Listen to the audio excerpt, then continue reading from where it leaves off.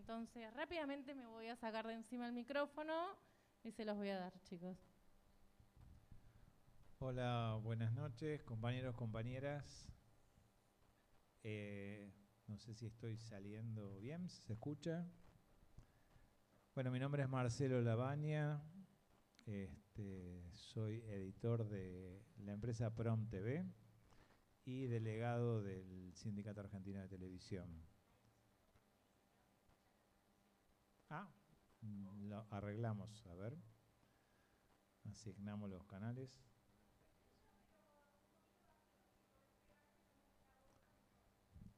Ahí se me escucha un poco mejor. Digo, el retorno acá es muy fuerte, pero entonces me limito porque parece que estoy gritando mucho, pero bueno, decía, mi nombre es Marcelo Labaña, soy editor de la empresa Prom TV. Y bueno, primero vamos a hacer una presentación general y después entramos en los temas en cuestión. Bueno, buenas noches a todos y a todas. Mi nombre es Diego Monteagudo, soy delegado de la empresa Red Intercable Satelital y delegado también de la Comisión Intermedia del Sindicato Argentino de Televisión. ¿Cómo va? Soy Alejandro, editor, miembro de EDA. Soy delegado de la empresa que se llama TV Quality, que es los que trabajan para History. Y les agradezco mucho por la invitación.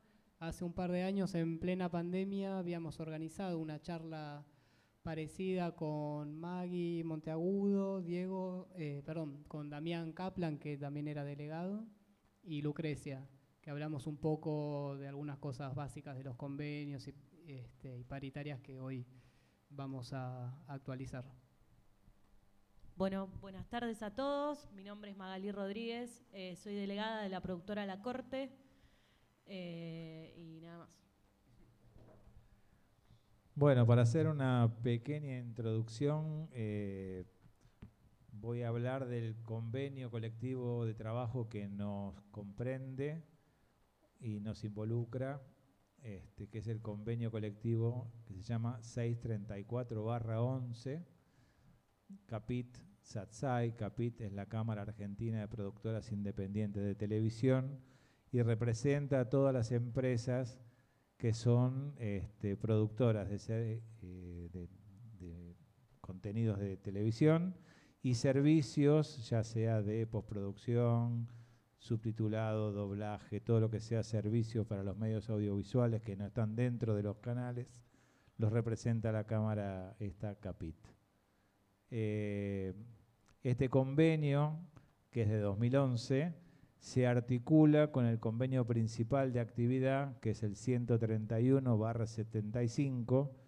Ese convenio quedó de uso exclusivo para los dueños de licencias, o sea, para los canales de televisión abierta. Todo lo que es televisión que no tiene licencia de canal va por el 634. Eso después vamos a ver cuando veamos el tema de los recibos, que en las liquidaciones van a tener ustedes un primer ítem que se llama sueldo básico del 131/75, que representa la Cámara ATA, y después un adicional convencional que fija el convenio 634. En este caso, la mayoría de los editores estaremos en categoría 3 y en algunos casos en acuerdos particulares de empresa como editores realizadores en categoría 2. Y después el salario básico se compone además por un 10% que es de la suma de los dos valores, el básico del 131 más el adicional CAPIT, el 10% de eso es el presentismo. Eso en líneas generales como contención de convenio colectivo. Bueno, yo quería hablar básicamente un poquito de algo que para nosotros es muy importante, que tiene que ver con la negociación paritaria, ¿sí? dentro de este convenio que nos comentaba Marcelo, generalmente nosotros tenemos en momentos de mayor estabilidad una negociación anual de paritarias, digamos, en realidad el carácter tendría que ser ese. Lo que pasa es que, bueno, en la coyuntura en la que nosotros estamos viviendo y con el nivel inflacionario que estamos teniendo, esta discusión se ha vuelto prácticamente bimestral, ¿no? En términos de lo que tiene que ver con la actualización. La paritaria básicamente es, digamos, una instancia en donde las patronales de televisión discuten con los representantes de los trabajadores y trabajadoras de televisión, que es el Sindicato Argentino de Televisión, ¿sí?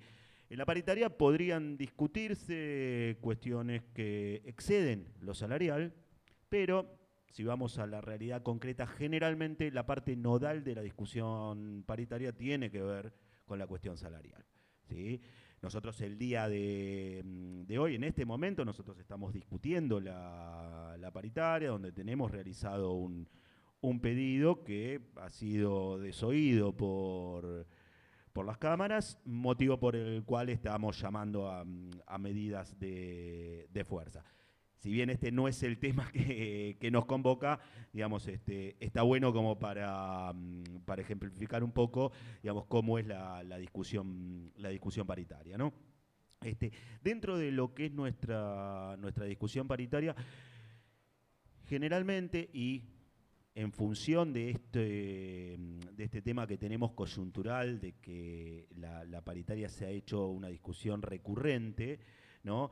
Tenemos también otros agregados que tienen que ver con, por ejemplo, los aumentos no remunerativos. O sea, uno obviamente, yo en general trato de no referirme a aumentos salariales porque generalmente lo que se hace en contextos como el que estamos viviendo nosotros son más bien recomposiciones. ¿Qué quiero decir? Nosotros estamos en este momento en una pelea por no perder puntos con respecto a la inflación, ¿no? Entonces, un aumento, digamos, para nuestra forma de ver, tiene que ver con un incremento de la capacidad de compra del salario, ¿no? Digamos, en este momento es un escenario un poco utópico, digamos, nosotros lo que estamos tratando de llevar adelante tiene que ver con justamente no perder con respecto a la inflación, no acumular pérdida de poder de compra de salario, ¿no? Entonces, dentro de esa discusión y dentro de lo ardua que se ha vuelto esa discusión, es que empiezan a aparecer elementos como los no remunerativos, ¿sí? Que generalmente tienden a distorsionar un poco la percepción que el trabajador o la trabajadora tiene del aumento, ¿no? O de la recomposición, no del aumento, perdón, ¿sí? ¿Esto por qué? Digamos, porque el no remunerativo, sobre todo en el caso de la última paritaria que nosotros tuvimos varias etapas, ¿no? Muchas etapas de distintos aumentos. Tuvimos una etapa, un porcentual en enero, un porcentual en marzo, un porcentual en abril y un porcentual en mayo. Y eso con sus correspondientes no remunerativos, que recién se incorporaban al salario luego de 3 meses de aplicado. Digamos, esto hacía que la forma de lectura del recibo sea realmente muy, muy ardua, ¿no? Esto que explicaba Marcelo, digamos, de las cuestiones básicas del recibo, digamos, o sea, el básico del 131, el adicional capit, el presentismo, digamos, habría que agregarle también, en algunos casos, la ropa de trabajo si correspondiere, que son 2 entregas anuales, aunque en algunos casos específicos también, digamos, se han introducido variables sobre eso. Digamos, habría que agregarle a las horas extras, ¿sí? Habría que agregarle los plus de comidas y meriendas que nosotros tenemos vinculados a las horas extras, ¿sí? Que esto también a veces produce cierta confusión por la nomenclatura que tiene, digamos. Entonces, todos estos ítems sumados al hecho de los no remunerativos, ¿sí? Hace que realmente sea muy dificultosa la lectura del recibo. Y por otra parte, no solo que hace muy dificultosa, sino que prácticamente no hay un recibo igual a otro, ¿sí? No solo porque, digamos, los momentos de aplicación de las recomposiciones salariales son distintos, sino porque, digamos, cada trabajador o cada trabajadora tiene por ahí una cantidad de horas extra distinto. Le correspondió, por el momento que trabajó, el reintegro por ropa de trabajo o no, digamos. Sí. De acuerdo a nuestro convenio colectivo, hay 2 entregas. Sí.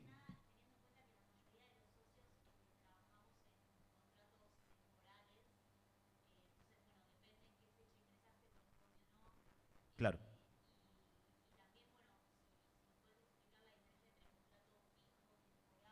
Sí, por supuesto. Sí, a ver, digamos, primero el tema de ropa de trabajo.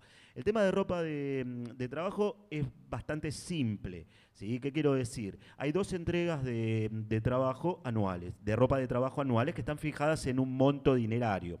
Digamos, si bien lo que dice el convenio es que la empresa tiene la potestad de hacer la entrega de la ropa, ¿sí? Generalmente esto se ha convertido en algo demasiado arduo para la empresa, es poco práctico, ¿sí? Entonces, generalmente en el 90% de las empresas lo que lo que se hace es una entrega de un monto dinerario, ya sea en efectivo o en vouchers, ¿sí? Esta es la forma de implementación.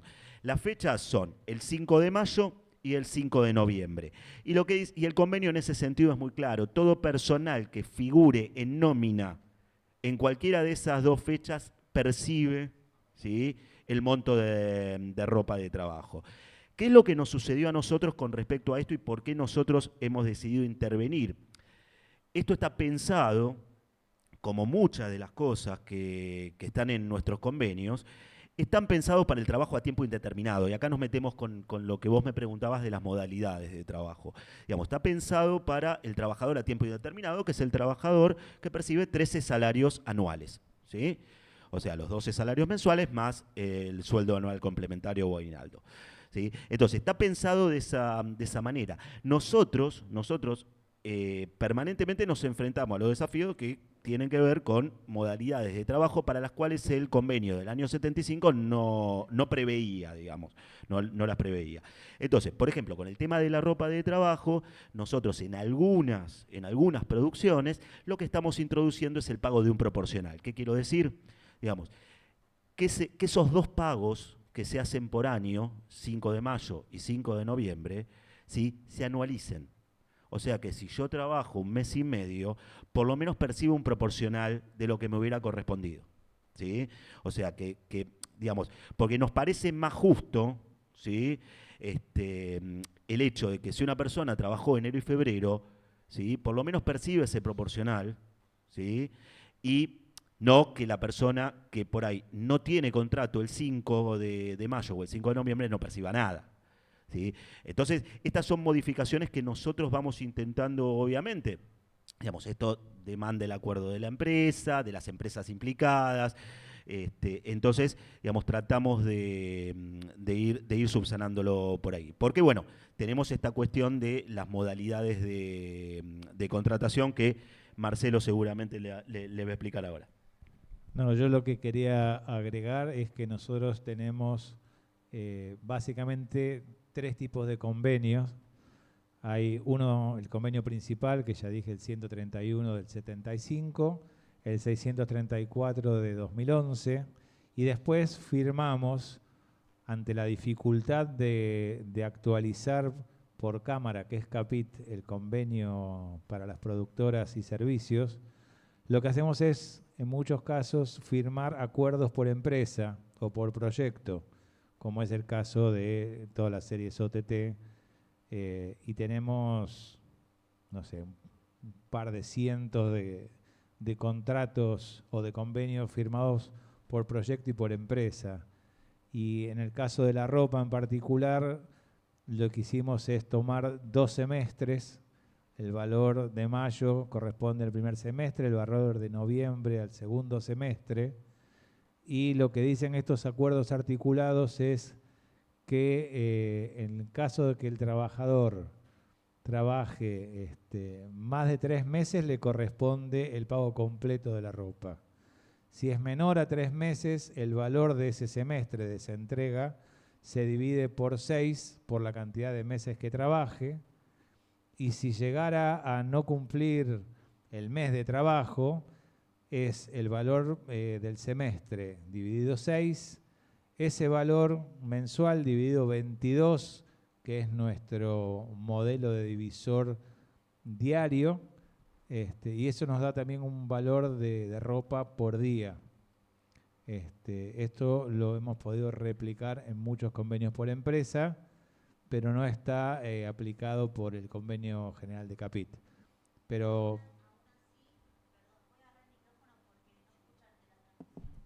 sí,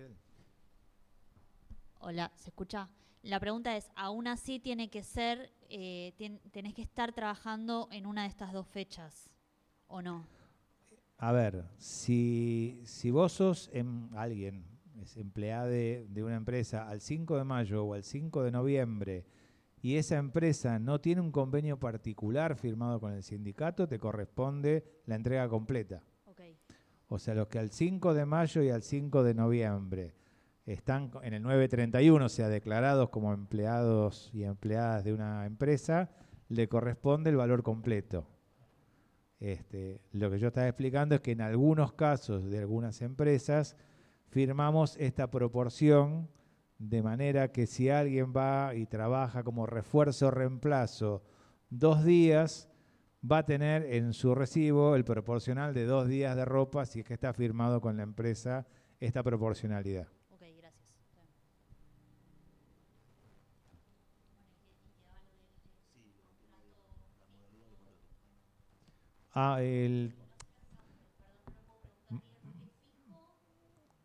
Es contrato a tiempo determinado y contrato eventual. Y el contrato, sí, el del tiempo indeterminado, que en realidad no es un contrato. Eso es un trabajador a tiempo indeterminado. No se firma contrato, sino la alta de AFIP, que dice que la condición de trabajo es a tiempo indeterminado. La ley determina que el trabajador a tiempo indeterminado, trabajadora, los primeros 3 meses siempre son a prueba y están fuera del carácter indemnizatorio, y una vez cumplidos los 3 meses, uno queda fijo en la empresa. Desgraciadamente es una modalidad que vemos cada vez menos, y el mercado va más a las modalidades de la contratación de tiempo determinado o eventual. El contrato a tiempo determinado es el contrato que tiene una fecha cierta de inicio y de finalización. El contrato eventual generalmente refiere al evento o al proyecto que tiene una fecha cierta de inicio y una estimación de la duración. Digo, si uno, no sé, una empresa va a hacer un documental del avistaje de ballenas, probablemente no sepa qué día sale la ballena.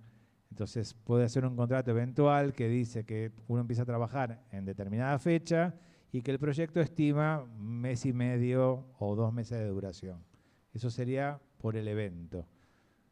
Si no, es con fecha de inicio y final cerrado. Sí, agrego que a los efectos de la liquidación, tanto el eventual como el a tiempo determinado tiene exactamente las mismas características, digamos. No hay características diferenciales en ese sentido, ¿sí?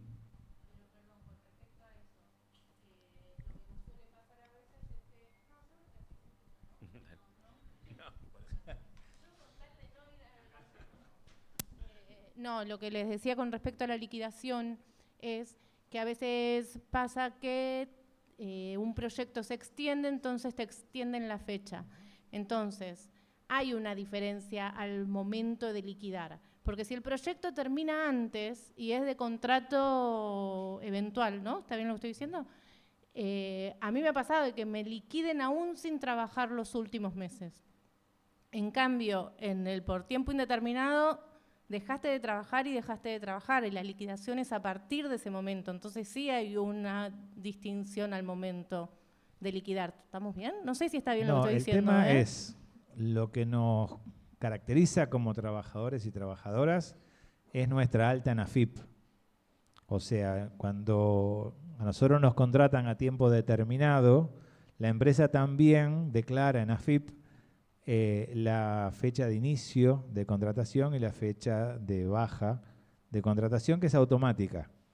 En el caso cuando la contratación es eventual, queda abierta la fecha de cierre del alta temprana y la empresa, cuando termina el evento y te comunica por lo menos con una semana de anticipación que va a finalizar el evento, tiene que declarar a la AFIP ese tiempo abierto, había quedado eventual, cuál es la fecha cierta de cierre de tu contratación. Claro, eso, o sea, porque del otro modo vos tenés una fecha, aún si no vas a trabajar, tenés una fecha con la que la empresa tiene que cumplir. Si uno firma un contrato a tiempo determinado y por X situación el proyecto se cancela o pasa alguna circunstancia especial, es obligación cumplir el contrato firmado, ¿Y hoy aún los meses caídos. cuál es la modalidad que hoy más se está implementando? Porque yo siempre entro en esta confusión. El 95% de los casos es el contrato a tiempo determinado. Okay. Y lo que se hacen a veces, si el trabajo se extiende por algún tipo de contingencia, lo que se hace es una adenda o una extensión de contrato en las mismas condiciones convencionales y salariales que las que fueron firmadas en el contrato.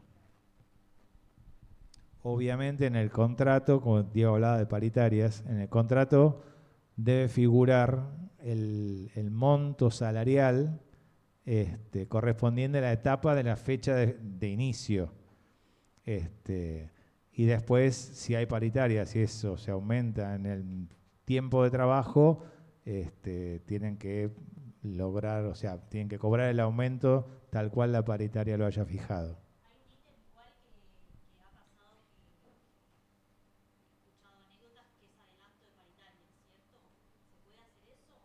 Sí, hay algunas empresas que, digamos, no, es algo legal. Por ejemplo, todas las empresas del grupo Disney. Yo pertenezco a Prom TV y es una empresa... no, lo que pregunta la compañera es si las empresas pueden dar aumentos a cuenta de paritaria. Y sí, eso es un hecho legal y eso es un hecho que existe.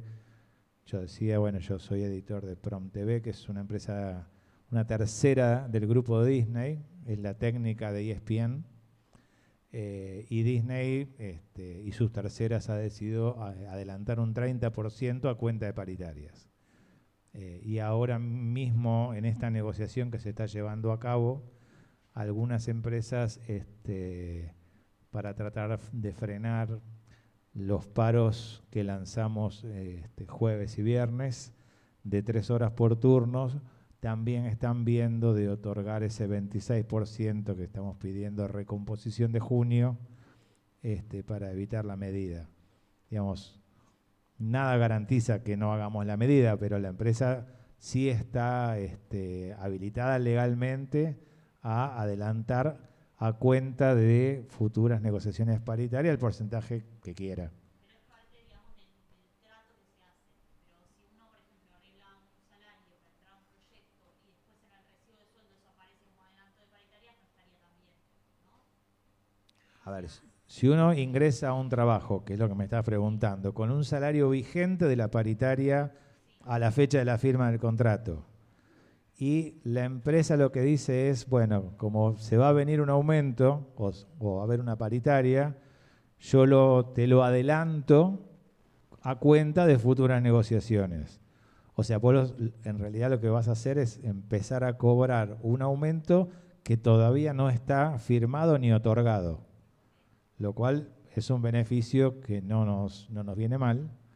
Y después, en el caso de que el sindicato y las cámaras firmen el acuerdo finalmente paritario, eso se va a absorber. O sea, si a vos te dieron el 26%, para poner el caso actual, a cuenta de paritaria, si nosotros llegáramos a cerrar ese 26%, se absorbe. O sea, no es 26 más 26. O sea, vos lo vas a tener adelantado y cuando se firme va a dejar de decir a cuenta de futura paritaria y se va a incorporar al salario. Sí, claro.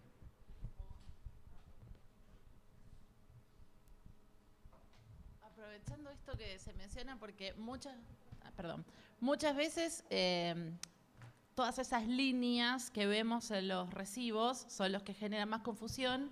Me ha pasado en algún momento que cuando ingreso al trabajo, por ahí intento negociar un salario, entendiendo que las referencias de las tablas son pisos y no techos, intento negociar un salario por arriba de ese piso, lo consigo, y ahí me aparece como eso que puse de más, como horas extras que en realidad no trabajo, o como a cuenta de futuros aumentos, que en realidad no sé, yo entiendo de mi ignorancia que se utiliza como para justificar ese aumento y no ponérmelo en el básico. Me pregunto, veo las caras de ustedes y entiendo que no está bien, pero lo que también me interesa, más allá de que gracias por informarnos que no está bien y por ahí alguna idea de qué hacer en esos casos o cómo defendernos o saber en qué nos perjudica, ¿no? Tener este importe que forma parte de nuestro ingreso mensual, por ahí no sé si forma parte de contabilizar el aguinaldo, pero imagino que no está en nuestros aportes, entonces cómo clarificar un poco eso. Gracias. A ver, en el caso el caso más grave de lo que planteás vos sería el tema de la cuenta de futuros aumentos.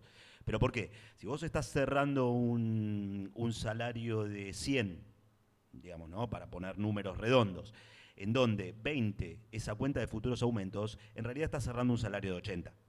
¿Sí? Porque esos 20 son absorbibles, ¿sí? por los aumentos que hubiere. Por otra parte, aparte de no corresponder, digamos, la idea que siempre nosotros impulsamos es el salario que nosotros fijamos es un piso, no fijamos techo, ¿sí? Cualquier cosa por encima de ese salario, porque probablemente haya trabajadores y trabajadoras que tienen un know-how que hace que su trabajo sea más productivo, por lo que fuere. Todo eso tiene que figurar en un ítem que es el adicional personal, ¿sí? ¿Por qué? Porque el adicional personal a mí me permite, primero, que no sea absorbible por paritarias, ¿sí? O sea, es parte de mi salario actual. Exactamente, eso con mi paritaria va a aumentar, ¿sí? Y aparte, eso es base de cálculo para mi hora extra, ¿sí?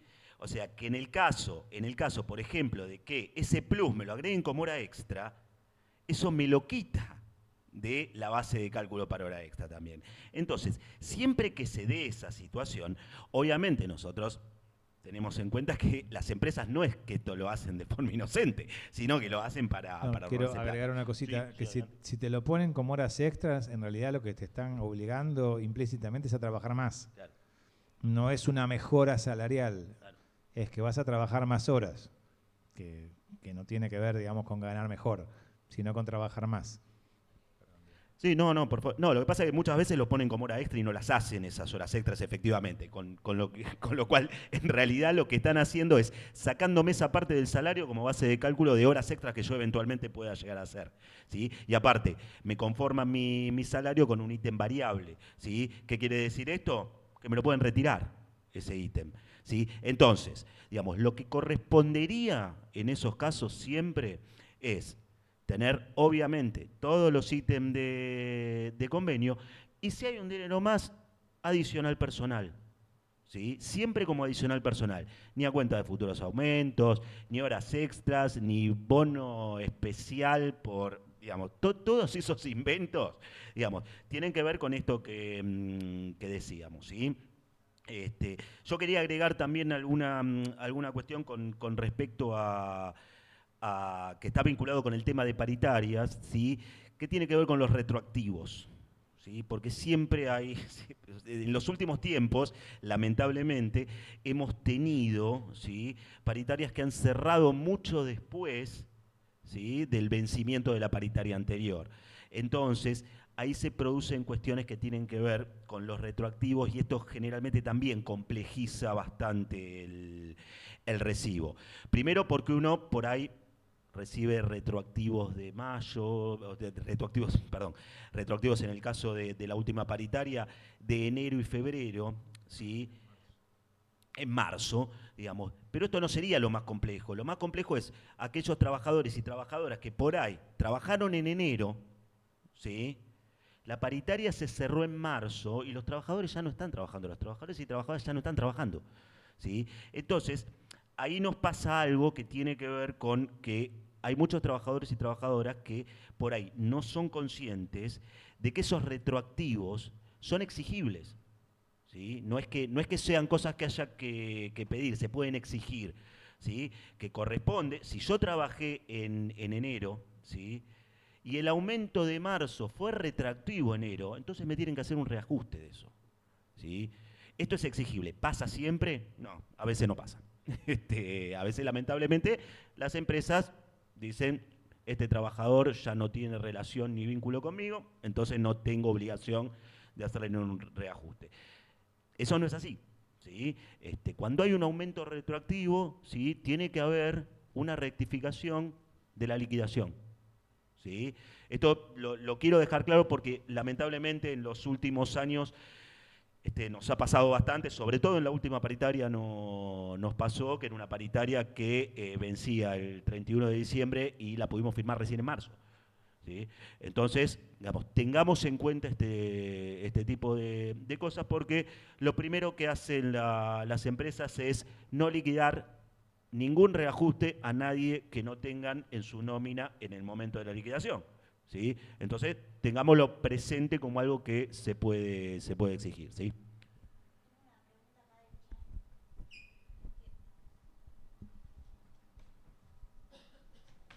Me olvidé. Preguntan en el chat si hay límite de cantidad de contratos eventuales seguidos. ¿Se puede estar más de 5 años con un contrato eventual con la misma empresa? La ley de contrato de trabajo es un gris, digamos, porque hay un tema de interpretación que dice que sí habla de 5 años y según en qué juzgado se caiga, hay como 2 bibliotecas distintas, dicen que puede ser un contrato de hasta 5 años o de distintos tipos de contratos durante 5 años. Esa es la ley de contrato de trabajo. El convenio colectivo 634/11 limita eso y dice que 24 meses continuos o 36 discontinuos tiene que el trabajador o la trabajadora pasar a ser de tiempo indeterminado. O sea que ahí los 5 años se cortan a 2 años en continuidad o 36 meses en discontinuidad.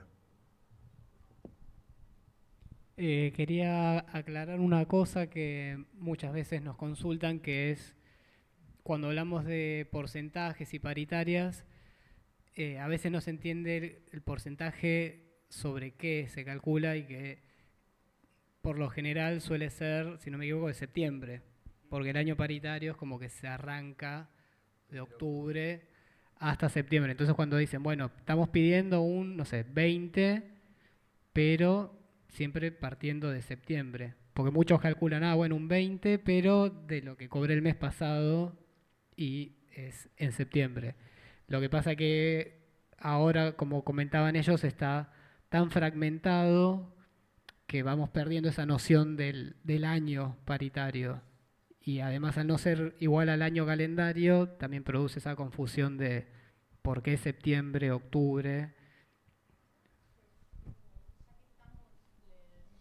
Les hago una consulta. La liquidación cuando se terminan los contratos, ¿cuáles son los ítems los que tenemos que prestar atención? Es decir, tiene que estar liquidado esto, tiene que estar liquidado esto y tiene que estar liquidado esto. Y si no está, falta.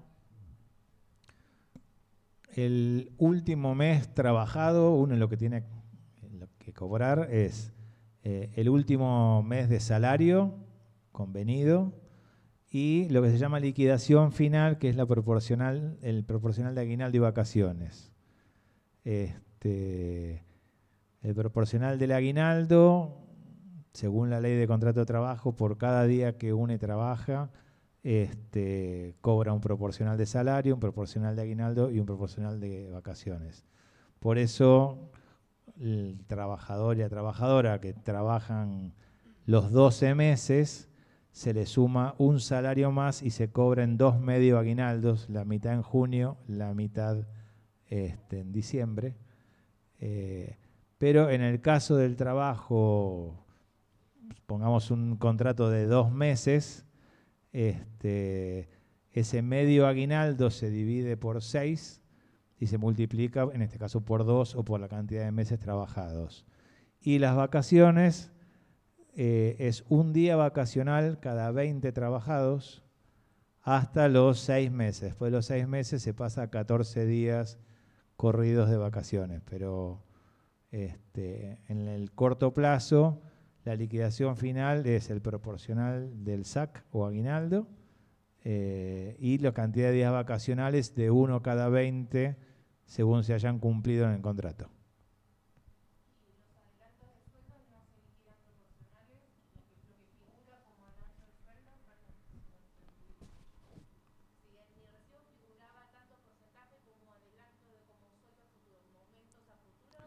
No, todo lo que figura en todo concepto entra dentro de la liquidación final, sí. Porque vos si tenés un adelanto de salario o de paritaria, es salario. Entonces, es base de cálculo de cualquier variable y de la liquidación final también. Incluso las partes no remunerativas, ahora que estamos en estos arreglos o acuerdos paritarios que tienen... Sí, porque el aumento, en este caso que se firmó que cada etapa paritaria tenía 3 meses de no remunerativo y después se incorpora al salario básico. El aumento no remunerativo es sobre todos los conceptos fijos y variables del salario. O sea que en el caso, digamos, que yo tengo un básico del 131 remunerativo y voy a tener el proporcional no remunerativo. En la adicional capit lo mismo, una parte remunerativa y una parte que no. Las horas extras, las comidas, los adelantos, todo tienen que tener la misma proporción de manera que lo que al trabajador le llegue al bolsillo tiene que ser igual que si el aumento fuera remunerativo. O sea que todos los conceptos, se hace una sábana al recibo, desgraciadamente, porque bueno, por cada cosa que uno cobra remunerativa, tiene su proporcional no remunerativo y el salario de mayo acumulaba 3 no remunerativos, entonces era un poco compleja la lectura. Pero el cálculo final al bolsillo es que el neto, que es el salario de bolsillo sacándole los aportes y contribuciones, tiene que ser igual para todos los conceptos que si el aumento hubiera sido remunerativo. Después es un tema de AFIP y de cargas y contribuciones. Bueno, yo iba a preguntar un poco de esto que acabas de decir, pero igualmente está bueno por ahí volver como un pasito para atrás y repasar la diferencia entre remunerativo y no remunerativo y qué significa cuando hay un arreglo en paritaria si hay un monto que no es remunerativo, qué consecuencias tiene en el recibo de sueldo, en los aportes. A ver, básicamente el no remunerativo es una parte del salario sobre la cual no se perciben aportes ni paga contribuciones. ¿Sí? ¿Qué quiere decir esto? Que es directamente neto. Que no hay bruto, digamos, en ese aumento. Exactamente. Nosotros ahí, digamos, lo que hacemos justamente es en cada paritaria, ¿sí? Sostenemos esto que decía Marcelo, que no puede ser, o sea, por ejemplo, en el caso del aguinaldo, no puede ser menor a que si el aumento hubiera sido remunerativo. ¿Por qué? Porque obviamente, digamos, los no remunerativos en principio no entrarían como base de cálculo para eso, ¿sí? Entonces, la principal diferencia que tienen es esa, básicamente, digamos, no pagan ni aportes ni contribuciones y van directamente neto al bolsillo del trabajador o la trabajadora, ¿sí? A nosotros, en general, nos resulta una herramienta en las últimas paritarias bastante adecuada como para destrabar, digo, ¿qué quiero decir?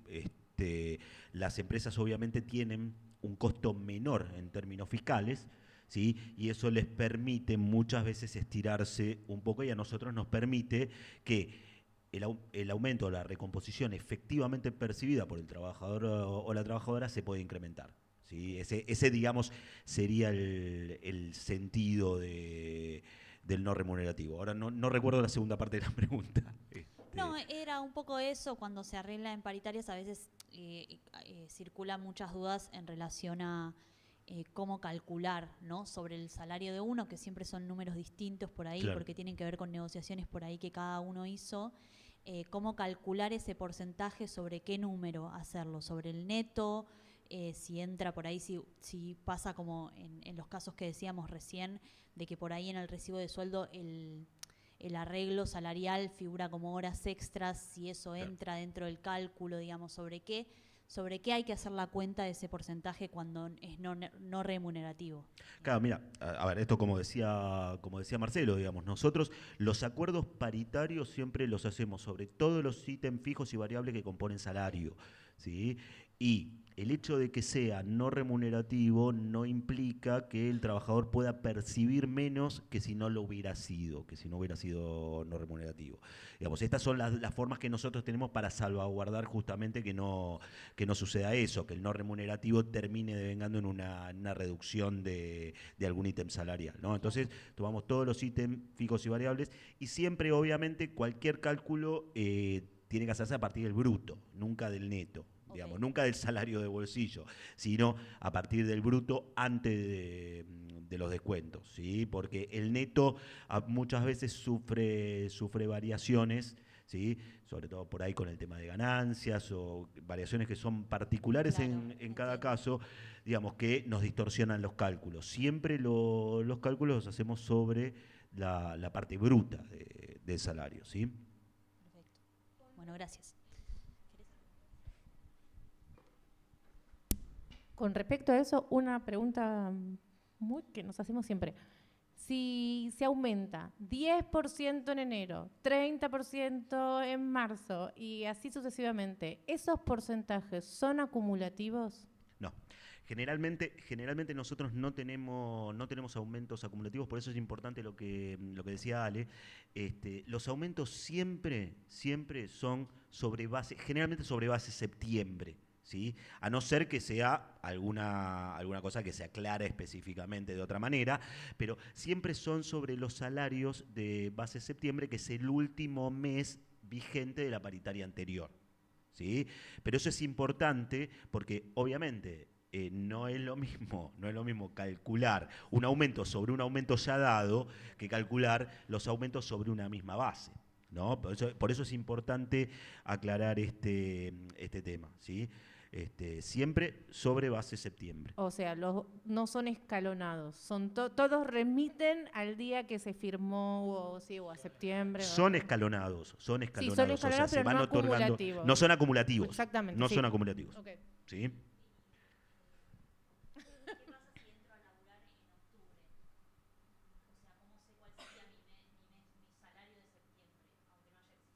No, lo que pasa es que, a ver, en caso de entrar a laburar en octubre, lo más probable es que tu salario sea exactamente el mismo que el salario de septiembre, porque en general en octubre todavía no cerramos la paritaria, ¿sí? Con lo cual...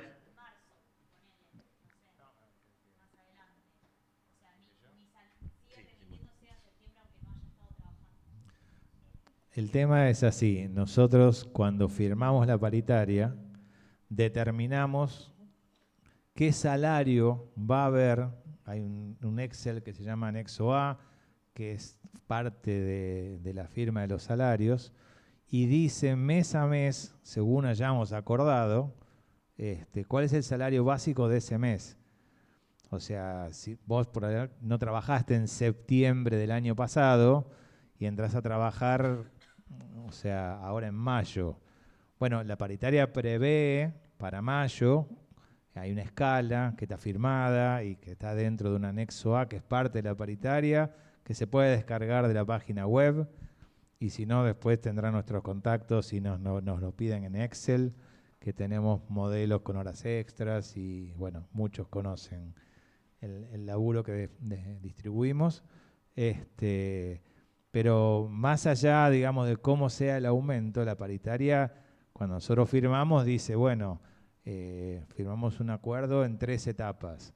Y esas 3 etapas tienen un valor que si entras a trabajar, ese es tu mínimo de ese momento.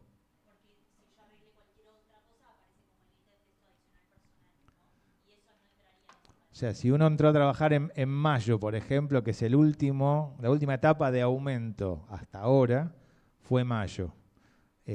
Bueno, mayo tiene una parte no remunerativa, pero tiene un salario que está firmado. O sea, cada mes del año tiene un salario que está firmado y acordado. O sea, que si uno entra a trabajar fuera, digamos, de ese cálculo, si nosotros logramos ahora el 26% de la reparación salarial de junio, eso va a dar un valor que va a estar en una escala homologada y esa escala va a estar firmada como parte de la paritaria. Y ese va a ser el salario que tendríamos que tener en junio de piso. De techo no tenemos. Y los aumentos no son acumulativos, por eso siempre son sobre la base del último mes paritario. El año calendario paritario lo fija el Ministerio de Trabajo, el nuestro nos lo han fijado del 1 de octubre de cada año al 30 de septiembre del año siguiente. Por eso siempre el salario se basa sobre el último mes de la paritaria anterior. Si nosotros lográramos el pedido que hicimos ahora y el que estamos en conflicto y en jornadas de huelga de 3 horas por turnos, mañana y pasado, si sumamos lo que firmamos entre octubre y diciembre, más el acuerdo enero-mayo, más el 26 que pedimos en junio y el 54 hasta septiembre, no es acumulativo, pero da un 130%, que es nuestro cálculo previsto de inflación en el periodo octubre-septiembre 22-23. Y una pregunta más con respecto a eso, a las liquidaciones. ¿Cómo se calculan las horas nocturnas? ¿Cuándo nos corresponden las horas nocturnas y cuánto valen? La hora nocturna es cuando se trabaja entre las 21 y las 06. Eso lo fija la ley de contrato de trabajo. Entonces, todo trabajo entre las 21 y las 06 se le llama nocturnidad. La hora de trabajo es de 52 minutos y hay 8 minutos que la empresa tiene la potestad de o reducir la jornada o si se trabaja pagarlo como hora extra al 50%, en el caso de un día normal y habitual, digamos lunes a viernes. Claro, esos 8 minutos va sumando por día. Y O sea, si vos trabajás hasta las 12 de la noche, vas a tener entre las 21 y las 24, 24 minutos de nocturnidad, que es media hora extra. Si eso sucede los 22 días del mes, a vos te tienen que liquidar 11 horas extras como nocturnidad, porque trabajaste media ¿Y eso hora en la cada día. posta hay empresas que lo cumplen? Sí, Sí. dice horas nocturnas. Plus nocturnos, sí. ¿Eso rige también para la persona cuyo horario de trabajo es el nocturno? Sí, obvio, sí. Sí, hasta las 6 de la mañana, porque es de 21 a 6, haces el cálculo de los 8 minutos por hora. Hay una sola situación, es que tu horario de trabajo sea exclusivamente entre las 21 y las 06, que no tenga, digamos, parte anterior ni parte posterior. Digo, por ejemplo, ahora que hay tanto reality y tanta cosa, hay mucha gente que está trabajando en horarios exclusivamente nocturnos. Entra a la 1 de la madrugada y sale no sé a qué hora. Entonces digo, ¿eso se considera también la hora de 52? Cualquier jornada que tenga una modalidad mixta, o sea, que tenga una parte de nocturnidad y una que no, cobra la nocturnidad, salvo que el horario fijado sea íntegramente dentro del horario de la nocturnidad. Ahí la ley hace la excepción de que como tu horario de trabajo está justo entre las 21 y las 06, ahí no lo toma en cuenta, pero si saliste a las 7 de la mañana, ya ahí sí, porque estás en un horario mixto. Perdón, pregunta. Volviendo un poco al tema del adicionar personal, Voy a dar un ejemplo que es como lo que me parece que pasa por ahí a todos quienes tenemos por ahí la suerte de estar cobrando por encima de los mínimos. Por ejemplo, me llama un productor y yo negocio, por ejemplo, el mínimo es 100 y yo negocio 200. Y como dijo Jime acá, muy feliz, contento, como que lo logré. Después descubro que en realidad en el básico aparecen 50, después aparecen otros ítems y aparecen 100 lucas en horas extra, que ahí está un poco lo que yo negocié. Entonces, mi negociación en el momento principal, ¿cómo debería ser? Yo debería decirle al productor, por ejemplo, quiero cobrar 200 y quiero que los 100 estén en adicional. ¿Cómo sería la forma correcta que podemos negociar? El convenio 634/11 claramente dice de que todo porcentaje salarial que esté por encima del piso salarial paritario debe liquidarse como adicional personal. Digo, que te liquiden como horas extras claramente es un fraude porque, o sea, aunque no las haga, primero que es un cargo variable.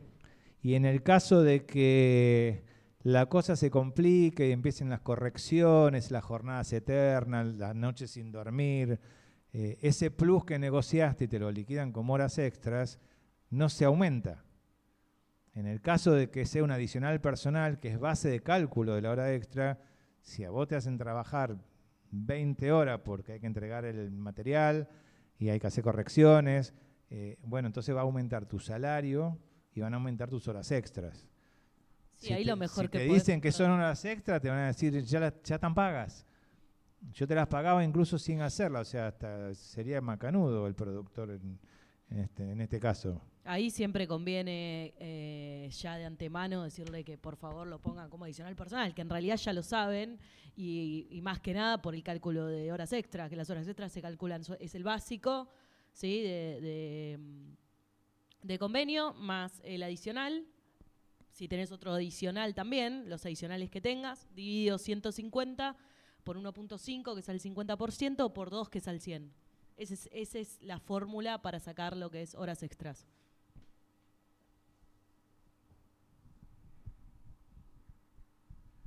Sí, otra cuestión que por ahí también estábamos conversando antes, que también era interesante para nosotros aclarar, tiene que ver básicamente con el tema que está abordado en nuestro convenio, que tiene que ver con el tema de la facturación. ¿Sí? Es algo que suele suceder. Nuestro convenio en ese sentido dice explícitamente que todo trabajador debe desarrollar tareas en relación de dependencia directa con la empresa. ¿Qué quiere decir esto? Básicamente que el monotributo, la facturación, digamos, es trabajo no registrado, ¿sí? O sea, está al margen de la ley, ¿sí? ¿Qué quiere decir esto? Que yo no le puedo facturar absolutamente nada a mi empleador. Sí y no. Digo, ¿qué quiero decir? A ver, no le puedo facturar nada que tenga que ver con mi fuerza de trabajo, ¿sí? Obviamente sucede que hay compañeros y compañeras que alquilan equipos, ¿sí? En ese caso está habilitada. Obviamente nosotros eso no lo regulamos ni lo normamos porque no es una relación trabajador-empresario, ¿sí? Digamos, en ese sentido nosotros no tenemos nada para decir. Ahora bien, lo que no se puede es facturar el alquiler del equipo y la mano de obra, ¿sí? La fuerza de trabajo, digamos, tiene que tener un salario correspondiente, ¿sí?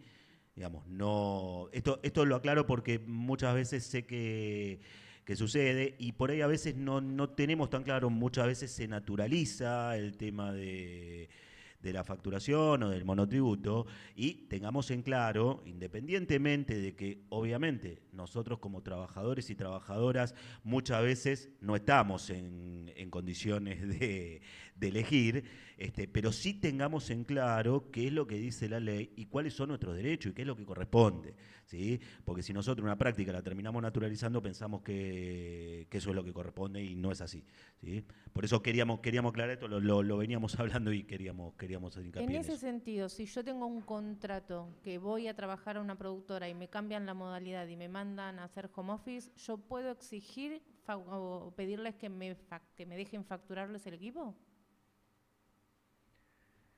Sí, a ver, en ese caso, O sea, digamos, ¿hay una es ley, un- digo, que me cubre o me mandan a hacer home office y yo tengo que invariablemente poner mi equipo? Sí, lo que pasa es que ahí había una variación en las condiciones de trabajo, digamos, ¿no? Que eso ya sería algo, digamos, es un caso muy específico. Nosotros la ley de teletrabajo, lamentablemente la ley de teletrabajo que se aprobó a principios de la pandemia, hay un montón de situaciones particulares que no abarca, es demasiado general, no es demasiado específica. Obviamente, si nos consultan a nosotros, sí, si yo pongo herramientas mías a disposición de la empresa, y sí, sería razonable que yo reciba, ¿sí?, una contraprestación numeraria por eso. Digamos, esto es algo. Lo que nos da la ley de teletrabajo tiene que ver más con el pago, si no me equivoco, de servicios como internet, conectividad, digamos, pero no avanza sobre lo que tiene que ver herramientas, sobre el tema de herramientas de trabajo. Las debería proveer la empresa, en principio, ¿sí? O sea, la situación de teletrabajo no implica que yo tenga que poner mis herramientas a disposición de la empresa, porque ahí ya me estarías variando, ¿sí?, lo que tiene que ver con mis condiciones de laburo. ¿Sí? No sería potestad de la empresa decirte, bueno, andate a tu casa y laburá con tu compu. Digo, ¿por qué? ¿Y si no tengo compu? Digo, o sea, ¿y por qué? ¿Por qué yo tengo que poner un capital mío a disposición de la empresa? Digo, no tendría absolutamente ningún sentido. Puede pasar, sí, puede pasar, pero de nuevo volvemos a lo mismo, digamos, son situaciones que no tenemos que naturalizar, ¿sí? Después, si la empresa tiene un plan de teletrabajo consensuado con los trabajadores, con la representación sindical y provee a sus trabajadores de herramientas, digo, eso ya estamos hablando de otro escenario. Ahora bien, si un día la empresa te dice, no, andate a tu casa, poné tu compu, digo, es muy irregular, digo, no corresponde. Yo entiendo que no corresponde, sé qué pasa, y el problema con nuestros equipos es que son equipos dolarizados y caros. Entonces, si nosotros acudimos al sindicato o no sé, o la forma de negociar, digo, tendríamos que tener algún porcentaje habilitado como para decir, esto es un plus que debemos cobrar por poner nuestros equipos, ¿no? Claro, lo que, Digo, para plantearlo desde un modo legal, porque así como no es legal, también siento que a veces estamos un poco desprotegidos con respecto a eso, porque ninguna empresa pone una máquina capaz de editar, por lo menos no, y a lo sumo conectividad y qué sé yo, pero... es interesante lo que planteas, es interesante porque, digamos, ahí lo que nosotros conceptualmente vemos es una dualidad, digamos, el trabajador deja de ser trabajador y se convierte en una suerte de trabajador y proveedor, ¿sí? Nosotros, por una cuestión básicamente legal, ¿sí?, solamente podemos intervenir en la relación patrón, trabajador, trabajadora, digamos. No tenemos potestad de intervenir en una relación comercial que la empresa pueda establecer, ¿sí? A ver, yo creo que es una temática que tenemos que abordar, ¿sí? Porque es algo que está pasando y no solo está pasando en términos de los compañeros y compañeras que hacen edición. Digamos, nosotros tenemos, por ejemplo, en los rodajes, sobre todo en las OTT, tenemos compañeros que alquilan una gran cantidad de equipamiento, ¿sí? Equipamiento muy caro, en muchos casos. Yo creo que le tenemos que encontrar una vuelta a eso es una realidad nueva, porque, a ver, digamos, cuando el convenio fue hecho, lo que nosotros teníamos básicamente era 4 canales de televisión donde la gente iba a trabajar y se le proveían las herramientas para ello. Digamos, era esa realidad. Hoy nosotros somos conscientes de que tenemos una realidad distinta. Lo que pasa que también, como decía anteriormente, digamos, al darse esta dualidad, digo, creo que es un tema que tenemos que atender, pero teniendo en cuenta, digamos, que lo que nosotros tenemos que hacer hincapié es en nuestra condición de trabajadores y trabajadoras, ¿sí? En nuestra condición de trabajador y trabajadora que vendemos nuestra fuerza de trabajo, ¿sí? ¿Tiene particularidades esto? Sí, como bien vos lo explicaste, tiene ciertas particularidades y me parece que son temas que tenemos que trabajar, que trabajar juntos, atendiendo las especificidades de cada caso. A nosotros nos pasa con otros compañeros y compañeras de la actividad audiovisual, en donde, digamos, es una práctica común, por ejemplo, que los utileros lleven su valija de herramientas. Es una práctica común que la gente que hace maquillaje tenga su valija, ¿sí? Son temas que vamos a tener que atender. Lo que pasa que asimilar eso a un salario también es un peligro, ¿sí? Porque, ¿qué pasa? Yo también, en ese punto, estaría discriminando entre trabajadores que tienen por ahí equipos más caros, ¿sí? Y trabajadores que no lo tienen. ¿Sí?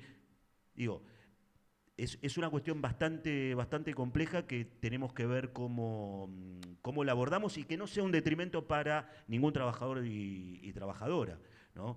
Pero sí, es muy interesante el tema y hay todo por hacer en ese sentido.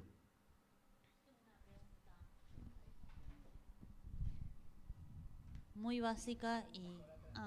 bueno, hago esta preguntita y que también es como unos pasos atrás, pero si podemos repasar qué es lo que se está negociando ahora en junio. ¿Tiene que ver con las paritarias? ¿Se reabrió? ¿Cómo es? Sí, un 26%, que es lo que quedamos abajo, o sea, es la revisión que estamos pidiendo. Ok, se está pidiendo una revisión. Claro, del 26%, viste Okay. que de octubre a junio cerramos un 56%. Sí. Bueno, los puntos que quedamos abajo son 26, que es la revisión que estamos pidiendo. Y después para el nuevo tramo, que es julio, agosto, septiembre, que son 3 meses, el trimestre que sigue, un 54%. Ok, perfecto, gracias. Y 240.000 de suma fija. Suma fija, ok, que es no remunerativa. Que es no remunerativa. Perfecto. ¿Había una pregunta? Sí, yo era del tema anterior. Perdón. No pasa nada. Que era del tema de contratos y eventuales y bueno, lo que veníamos hablando recién, que en realidad no es una pregunta, pero ya que están acá, díganlo ustedes, así que ahí, porque yo cuando descubrí, hace no muchos años, que la ley le permitía a mi empleador darme de alta por un solo día de trabajo, mi cabeza explotó, porque muchas veces el argumento de facturame esto es porque vas a trabajar 2 días o 3 días, o es un reemplazo, o es hacer un online, o es hacer un backup, o es hacer un no sé qué, y como te va a llevar un día, entonces facturame. Y en ese sentido también a veces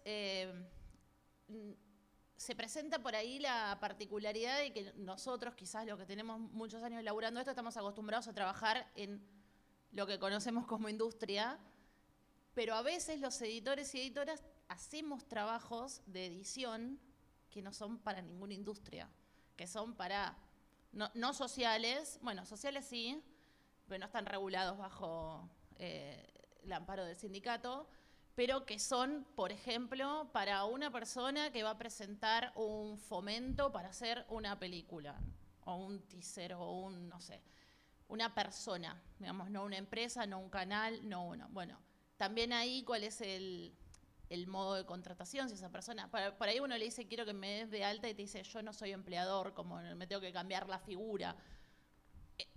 Esas cosas que a veces generan como una confusión, pero que en realidad está bueno clarificar porque también nos ayuda un poco a reconocernos como trabajadores, ¿no? En todas esas distintas disciplinas que hacemos, que no tiene que ver con ir a un canal o ir a una productora, que es sí, lo más normal. Nuestra personería gremial y el convenio 634 lo que dice es que es convencionable toda función de trabajadoras y trabajadores de material audiovisual que sean de difusión pública a través de aire, internet, satelital, cable, pero sí la condición tiene que ser de difusión pública, ya sea on demand, ya sea abierta.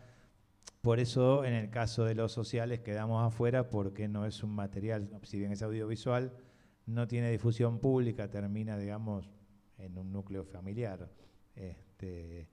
Eso es lo que hace nuestro amparo en cuanto a lo que es la personería. La condición es que el material debe ser para futura difusión pública.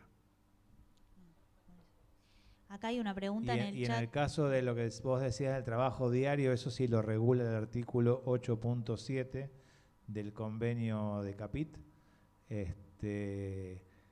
Y la fórmula de cálculo del día es el salario mensual dividido 22 más el 50% por ser diario, tienen un adicional por el corto plazo, y a eso el 10% de presentismo. Perfecto. El salario mensual que figura en nuestra escala, para la categoría 3, vamos a poner que es la de edición general, se divide por 22. Ese divisor 22 va a dar el cálculo base del día. El convenio lo que dice que en la contratación diaria a ese valor se le agrega un 50% y a la suma de esos dos el 10% de presentismo. Después hay una carpeta de Drive que nosotros de Google actualizamos en cada paritaria, donde están todas las modalidades mensuales para la jornada básica de 7 horas, de 8, de 9 y de 10, y las diarias también para 7, 8, 9 y 10 horas, con las fórmulas abiertas, los damos los Excel, cosa de que cada uno pueda variar su condición en cantidades y se recalcule automáticamente. Espectacular. Bueno, ya la vamos a pedir. Acá hay unas preguntas más en el chat. Una dice, en respecto a la pregunta que se coló entre medio, ¿es retroactivo a cuándo lo de junio? No, junio es una recomposición en junio. En junio. No es retroactiva Está a bien. ningún otro mes, porque hasta mayo nosotros tuvimos cerrado el acuerdo, que fue la última etapa de aumentos que cerramos en marzo, retroactiva a enero.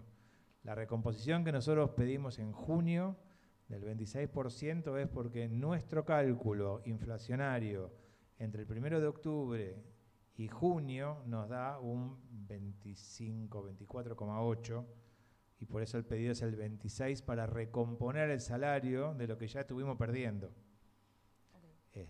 Y sobre un cálculo proyectual es que pedimos el 54 para julio, agosto, septiembre, que se repartirá de la forma que salga la negociación, Claro. que todavía no tengo idea. Ok, perfecto, muchas gracias. Hay otra pregunta que tiene que ver con los feriados.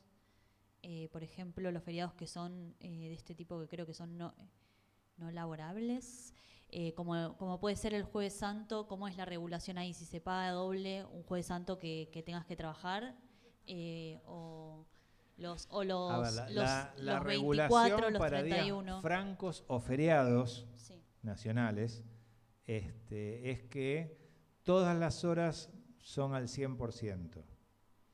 O sea, desde la hora 1 que uno trabaja, si son las 7 horas de convencionales, son 7 horas al 100%, o las que se trabajen son todas al 100%, y además se genera un franco compensatorio. Okay. Ese franco compensatorio, el trabajador o la trabajadora lo puede tomar a la semana siguiente de generado. Es potestad nuestra como trabajadores y trabajadoras decir cuándo uno se va a tomar el compensatorio, si necesita. No es potestad de la empresa. La única cláusula dice que no se puede dejar un departamento inactivo y que todos se tomen el compensatorio el mismo día. Fuera de eso, es potestad de los trabajadores pedir el compensatorio. Si se terminara el contrato y uno no haya gozado los compensatorios correspondientes por trabajar en francos o feriados, se liquidan como días adicionales simples. O sea, se paga el día como si uno fuera a trabajar y no va, y se cobra el compensatorio en el caso de los contratos de tiempo determinado, donde uno haya acumulado compensatorios por francos o feriados. El día no laborable pago, caso Jueves Santo, es un gris, Sí. porque si bien el convenio 75 dice algunos días como Reyes, claramente no se cumple porque eso era en el 75. Claro, también tenemos el Día de los Muertos. El Jueves Santo, vamos a ser claros, el Ministerio de Trabajo hace unos años firmó un dictamen que dice que el Jueves Santo no se paga al 100%. Y eso el Ministerio tiene potestad sobre nuestro convenio porque lo firmó para el ámbito nacional. Entonces el Jueves Santo lamentablemente es un día, según el Ministerio, laborable. El Viernes Santo sí es feriado y ese se cobra al 100%. Claro, perfecto. El 12 de agosto, sí, ese es el día de los trabajadores de televisión, es un día no laborable pago. La diferencia entre el feriado y el día no laborable, vamos a poner en este caso el 12 de agosto, es que en el día feriado la potestad de elegir trabajar, así como las horas extras, es de parte del lado trabajador. A uno lo invitan a trabajar en feriado y uno puede elegir esa invitación o no, porque tiene otro plan. El día no laborable es potestad de la empresa citarme a trabajar, por ejemplo el 12 de agosto, y en ese caso yo tengo que asistir a trabajar si me citan y cobrarlo como día feriado, o sea, el 100% más el compensatorio. Ah, ok, o sea que está bien, perfecto. Bueno. El Jueves Santo justo Sí, es un justo caso no. muy particular y muy controvertido. El 12 de agosto no hay discusión. Ok, y hay una pregunta más acá en el chat que dice, pregunta respecto a los roles de editores categoría 3, porque en muchos casos musicalizamos, cortamos contenido, color, ingestamos, etcétera. ¿Se puede, es conveniente pedir subir de categoría o conviene solicitar relevo de función, por ejemplo? Gracias. Leí textual. En realidad, bueno, con la tecnología nos fue sumando estas dificultades de que en un equipo está todo, está la corrección de color, está el editor o la editora, es un rol de compaginación. Técnicamente, digamos, el convenio tiene un musicalizador y tiene el corrector de color que está en la categoría 2, que es como el DF de la postpro. Y según el convenio deberíamos hacer solo una función. El convenio prohíbe la multiplicidad de función. Ahora, en el caso, digo, porque esto sí sucede, que uno o una editora haga más de una función, sí debería exigir una compensación por el salario que se está ahorrando la empresa. Porque el musicalizador es categoría 4 y tendría que venir alguien y musicalizar. Y esa compensación, para unir todos los temas, esa compensación yo la debería recibir, en el hipotético caso, en un ítem en el recibo de sueldo que se llame adicional personal. Perfecto. Digo, no, el tema de subir de categoría, lo que nos pasa es que, y nos pasa en muchos rubros, es que nosotros tenemos el salario organizado en 12 grupos salariales que originalmente son en relación a la responsabilidad que el puesto tiene respecto del producto final. Entonces, si vamos subiendo a todos de categoría porque cada vez se van sumando más cosas, lo que nos pasa es que si yo pongo al editor en la 1, no sé entonces dónde está el director, el productor, o sea, se nos comprime la escala. Nosotros somos de la idea que correspondería cobrar por la función asignada en el convenio y toda cosa extra, ya sea por nuestro expertise, por lo que cada uno, digamos, se cotiza frente al empleador, o porque haga más de una función que tampoco correspondería, pero tampoco lo vamos a negar, sí tiene que aparecer como adicional personal. Y ese adicional personal no tiene límite. Digo, podría ser igual al salario y correspondería, pero es base de cálculo de la hora extra, es base de cálculo de la nocturnidad, es base de cálculo de aguinaldo y de vacaciones en la liquidación final.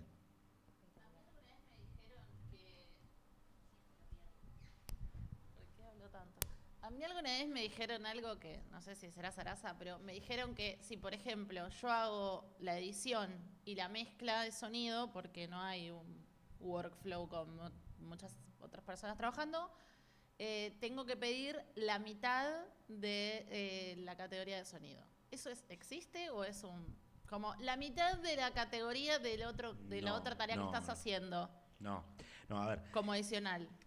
Lo único que nosotros tenemos más asimilable a la doble función es el sonidista musicalizador con un plus del 38%.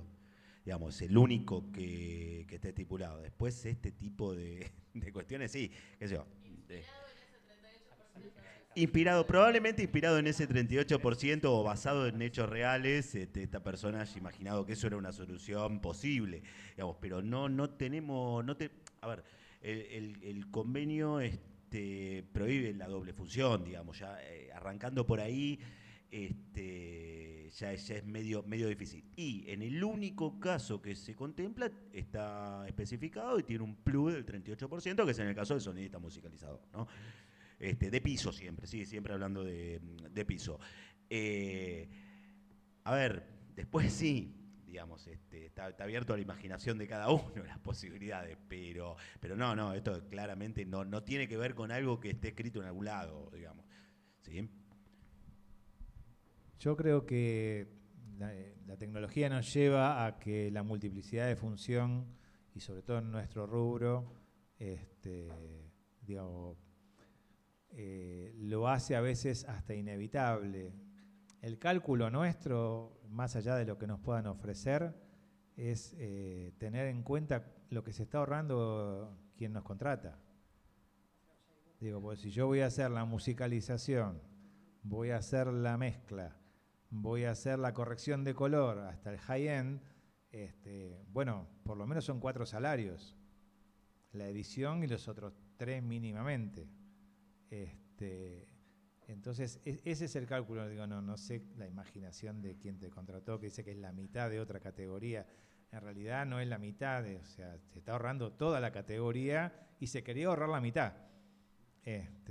Pero, digamos, el convenio lo prohíbe.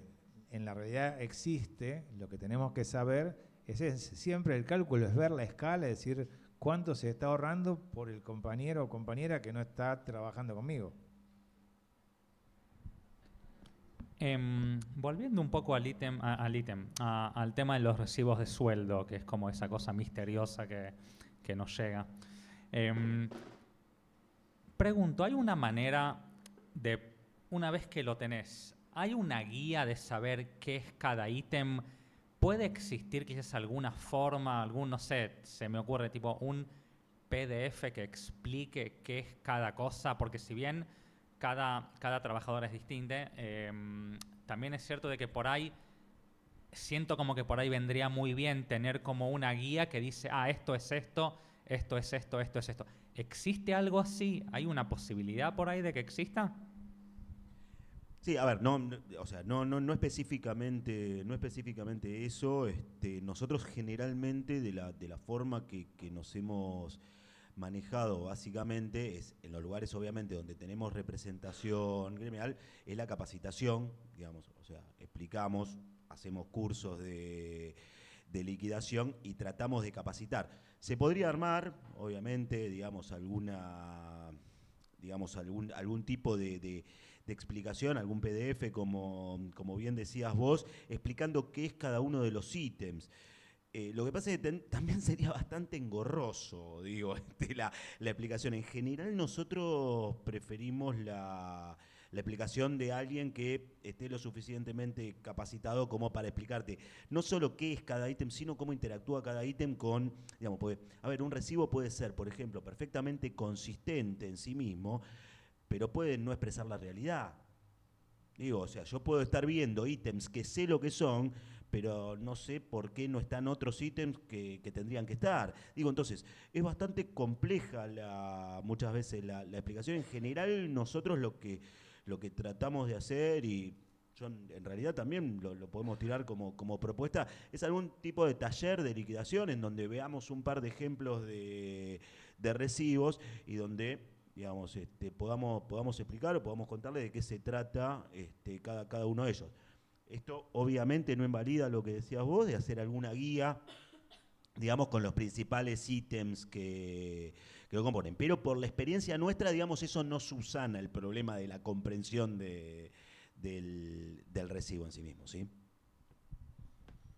Yo mencionaba esta carpeta, bueno, desgraciadamente, como estamos firmando paritarias casi mensualmente, de hecho, ahora la carpeta contiene Excel que dice hasta agosto de 2023, y ya se va a modificar, pero en total creo que son algo así como 54, 60 Excels que contemplan las versiones diarias, las mensualizadas con jornadas que se llaman con 22, 44, 66 horas extras, que son las jornadas de 8, 9 y 10 horas diarias.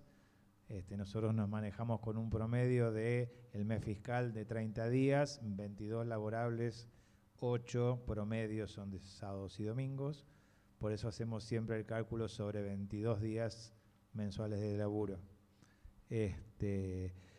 Eso es una guía muy básica porque tiene, digamos, el básico 131, el adicional capit de los 12 grupos, el 10% de presentismo, la cantidad de horas extras, si son 22, 44, 66 en el caso mensual, las correspondientes comidas o meriendas que se derivan de hacer las horas extras, y están contemplados los exteriores, que no está en nuestro caso, pero entonces ese sería, digamos, un abanico muy básico de que menos de eso no se puede cobrar, y los Excel estos son dinámicos, de manera que si uno hizo más horas extras o hizo horas al 100 se pueden sumar y calcular.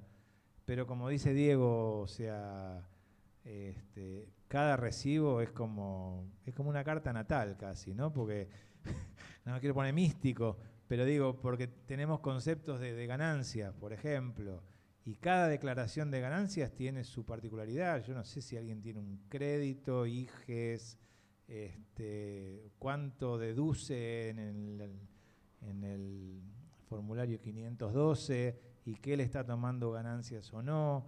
Por eso digo, o sea, cada uno tendrá su adicional personal que no va a ser igual al otro. Entonces cada hora extra tampoco va a valer lo mismo, porque cada salario va a ser distinto. Por eso lo que dice Diego es, podemos armar, si ustedes quieren, una especie de taller para ver cómo analizar o cómo armar una liquidación. Pero creo que ahora y en este medio nos quedaríamos hablando toda la noche sobre posibles variables que pudiera incluir cada recibo, porque sí, es como muy particular. Aparte de esto, digamos, nosotros nos encontramos muchas veces de que los recibos técnicamente, digo, esto pasa en audiencia del ministerio, presentan los recibos y la verdad técnicamente son geniales, pero después cuando hablamos con los compañeros y las compañeras, resulta que hay horas extras que hicieron y no figuran, o trabajaron un feriado que no se lo liquidaron y la empresa dice que no trabajó.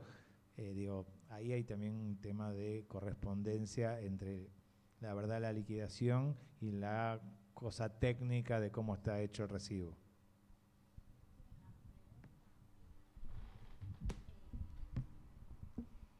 Más o menos como una idea sobre este último acuerdo que hubo con el Ministerio de Trabajo, si no me equivoco, para encuadrar las actividades discontinuas que tiene que ver, creo que no sé a cada cuántos días trabajado, un año de aporte, ¿qué implica eso? ¿Cómo impacta? Si tiene que estar en el contrato de alguna manera, que hay que saber. Bien.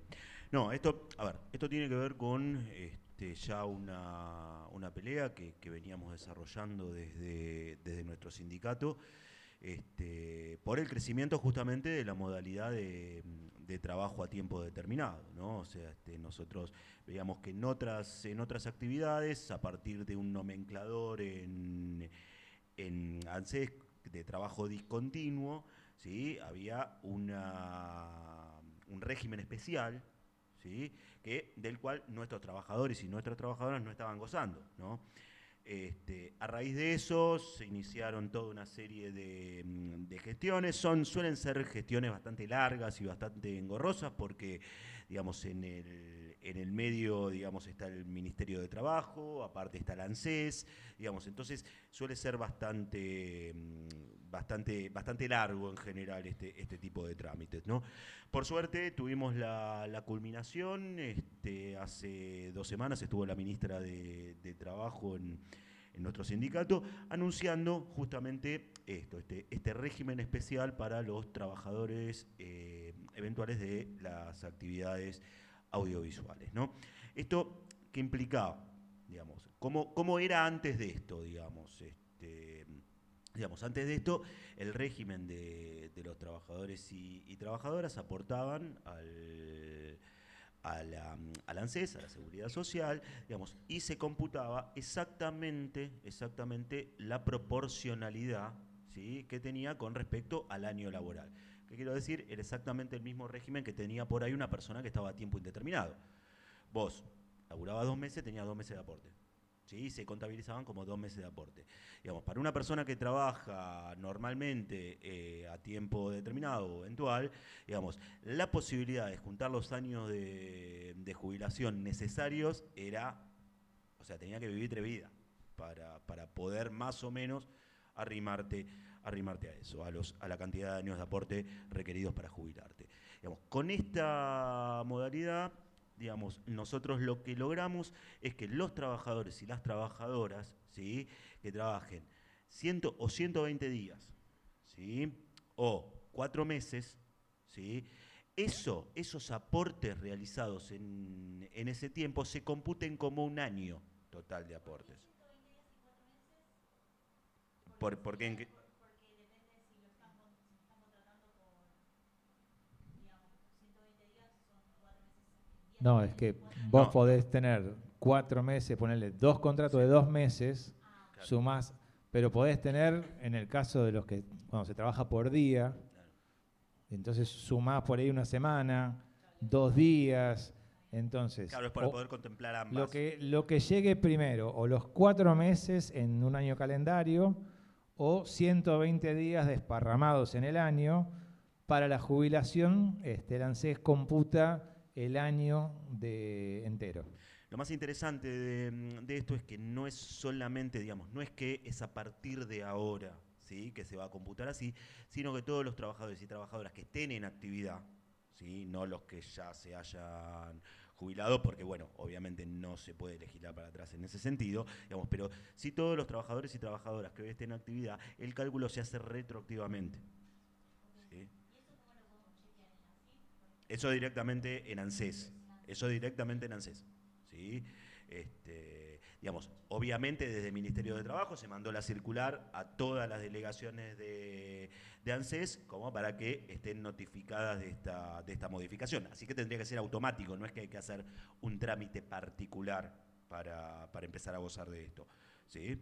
Tengamos en cuenta que es un trámite del ANSES, que tiene que notificar a todas las seccionales de todo el país la nueva normativa que el Ministerio de Trabajo, o sea, va a llevar un tiempo, pero sí lo que tenemos que tener en claro todos nosotros es que lo que hayamos trabajado de forma discontinua en los años anteriores computan en los mismos términos que lo que fuera futuro, que es 4 meses o 120 días, o sea que el que tenga, no sé, 5 o 6 años trabajado discontinuamente en un pasado inmediato, para el ANSES, cuando llegue el momento de la jubilación, son 5 años de antigüedad laboral. Bueno, creo desde el inicio de actividades de cada uno. Creo que les hago una pregunta más. Perdón, lo único que sí tienen que fijarse es que en el alta de AFIP tiene que decir que es un eventual, o discontinuo o tiempo determinado, porque esa condición del alta temprana de AFIP es la que toma el ANSES para la contabilidad del tiempo de los 4 meses, 220 días. Les hago una preguntita más. que la voy a leer porque si no la voy a decir mal. Y después los dejo que cierren y hacemos un cierre, ¿les parece? Si no vamos a estar hasta cualquier. Preguntan, en las empresas que tienen régimen mixto, 7x5 o 6x6, ¿de quién es la facultad de elegir el régimen? ¿De la empresa o el empleado? ¿Y qué pasa si la empresa pretende cambiar las condiciones una vez fijadas? No sé qué empresa en particular nos están consultando, pero la empresa por convenio tiene la obligación de, al inicio de las actividades, fijar un régimen de trabajo que tiene que ser 7 horas de lunes a viernes o 6x6 con un franco semanal. Y no puede cambiar de régimen ni hacer en el mismo lugar de trabajo regímenes distintos entre trabajadores y trabajadoras.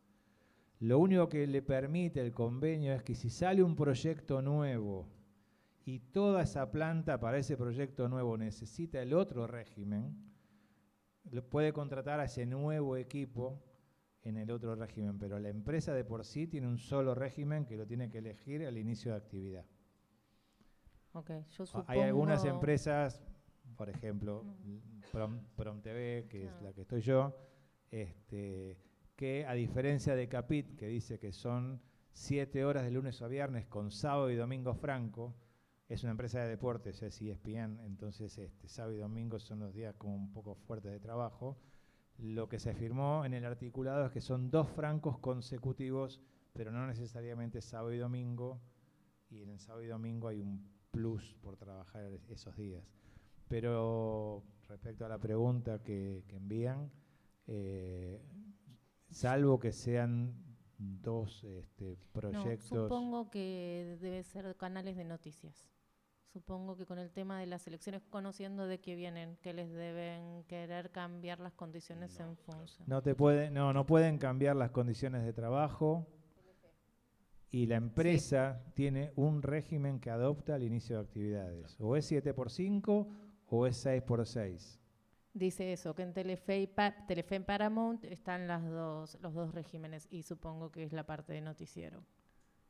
Hay una parte bueno, ahí habría que ver, hay una parte de noticiero que es prensa y otra parte que es Exactamente eso. Claro, ahí digamos, Que cada Cipreva uno tenemos nuestro tiene ámbito de Cipreva y SAT. representación. Claro. Ellos tienen en Telefe tienen una comisión de Cipreva también, digamos, nosotros podemos hablar de lo que atañe a los trabajadores representados nuestros, digamos, no pueden coexistir, como decía Marcelo, digamos, 2 regímenes de horario, digamos, bajo nuestro convenio, digamos. Obviamente después puede haber trabajadores convencionados en otro convenio que tengan otros regímenes de trabajo, ¿no? Eso a veces también nos pasa con SICA. Cinecolor durante mucho tiempo tenía trabajadores. Por supuesto, por supuesto. Bueno, chicos, perdón, yo vengo anunciando la última. Está bien. No, sí, quizás ahora... si pudieran, o sea, como un poco decía antes, a veces nos pasa que es como que nos cuesta, quizás por nuestra profesión, como que negociar, plantearnos, como un poco, y admitir que no sabemos quizás en algunas cosas, por eso un poco agradecemos mucho esta charla. Si tienen, y me encantaría escuchar a los 4 quizás, consejos, tips, porque quizás lo que hacen es como negociar por ahí. Siempre es como, ¿qué nos pueden decir como para que podamos aprender de eso y por ahí poder a vencer un poco el miedo a negociar, a plantearnos, a exigir un poco lo que nos corresponde? A ver, bueno, yo el primer... Digamos, no me gusta dar consejo en realidad. Digo, no es algo, no me siento tampoco en posición por ahí de dar consejos. Sí puedo hablar de ciertas experiencias y siempre en realidad lo que me ha resultado para vencer ese miedo tiene que ver con la organización colectiva, siempre. Digamos, las posibilidades que yo he tenido de plantear cosas que consideraba injustas, siempre han tenido que ver con instancias colectivas. Por eso yo, entre otras cosas, celebro que hoy estemos acá con ustedes que han conformado una asociación, digamos, que conforman una asociación. Nosotros también, digamos, que conformamos un sindicato, porque para nosotros es muy importante. Primero, el tema de ser consciente de cuáles son nuestros derechos, digamos, conocerlos, saberlos, aprenderlos y tener en cuenta cuáles son los derechos y las obligaciones que nosotros tenemos como trabajadores y trabajadoras. Y segundo, apoyarnos en nuestros compañeros, ¿sí? O sea, es muy difícil de manera individual poder resolver cuestiones con una patronal, porque es una relación muy asimétrica, ¿sí? O sea, yo necesito laburar, mi patrón puede emplear a otra persona, yo necesito laburar, ¿sí? Entonces, en esa simetría, la única fuerza que yo puedo tener, primero para vencer ese miedo y después para conseguir lo que me corresponde, es asociarme con mis compañeros, ¿sí? Asociarme colectivamente, apoyarme en mis compañeros. Y yo creo que, si bien, como te decía en un principio, a mí no me gusta dar consejos, eso es lo que por ahí a mí me ha funcionado y lo que yo veo que funciona para nosotros como trabajadores y trabajadoras, ¿sí? Sí, yo no voy a repetir lo que dijo Diego, que coincido 100%, pero en el caso nuestro de los editores, desgraciadamente siempre estamos como un poco, que lo colectivo, desgraciadamente, no se da tanto porque uno negocia mucho en forma particular, quizá no son tanto los laburos donde un empleador toma 5 o 6 editores y se pueden poner de acuerdo en sus condiciones. Generalmente estamos más en el 1 a 1. Yo lo que siempre digo es, sí, digamos, siempre lo colectivo es lo que nos garantiza mayores éxitos, el apoyarnos entre nosotros y la consulta permanente nuestra, o sea, nos pueden consultar sobre condiciones de contratos, sobre revisiones de recibos, denunciar situaciones con empresas que nosotros atendemos sin exponer a nadie. Siempre buscaremos alguna excusa, desde pedir los contratos, mandar algún tipo de inspección o algo, buscaremos la forma de que no se vulneren los derechos sin exponer a nadie, que no lo hemos hecho nunca, pero que se acerquen al sindicato. O sea, en el caso de EDA y el SATSAET, por suerte tenemos una relación fluida, pero en lo individual también pueden mandarnos WhatsApp, correo, consultas particulares y cuenten con ello, porque para eso es que estamos. Sí, en general creo que el espacio que se da en EDA siempre fomenta un poco eso, la charla, el intercambio, las preguntas, respuestas y de a poco eso de irse animando y perder esa vergüenza de ese tema que se volvió tabú, de hablar de plata, de dinero, y que es un poco también el poder que tiene la empresa, o que, bueno, un poco por eso siempre lo que se habló de que la creación de EDA un poco partió de eso, que se sentía todo el mundo apartado de otro, aislado, no se sabía en qué andaba cada uno. Bueno, un poco también el trabajo del sindicato es eso, ¿no? Como que difundir la información, que haya todo este intercambio y eso, lo que decían los chicos, como apoyarse en los colegas. Siempre va a ser mejor preguntar a otro, charlar, que si uno no dice nada es muy difícil salir de ese círculo.